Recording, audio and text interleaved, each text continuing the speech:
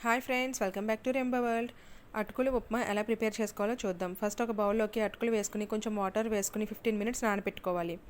ఇది నానేలోపు వేరొక పైన స్టవ్ మీద పెట్టుకుని కొంచెం ఆయిల్ వేసుకోవాలి. ఆయిల్ హీట్ అయిన తర్వాత 2 టేబుల్ స్పూన్ పల్లీలు, 2 టేబుల్ స్పూన్ పచ్చెనగపప్పు, హాఫ్ టీ స్పూన్ ఆవాలు వేసుకుని గోల్డెన్ కలర్ వచ్చే వరకు ఫ్రై చేసుకోవాలి.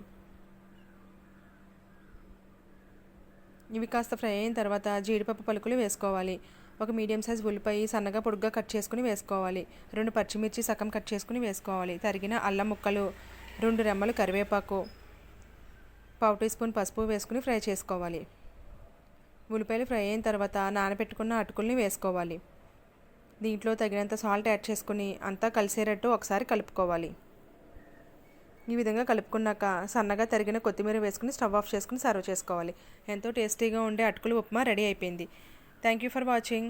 ప్లీజ్ సబ్స్క్రైబ్ చేసుకోండి ఫ్రెండ్స్.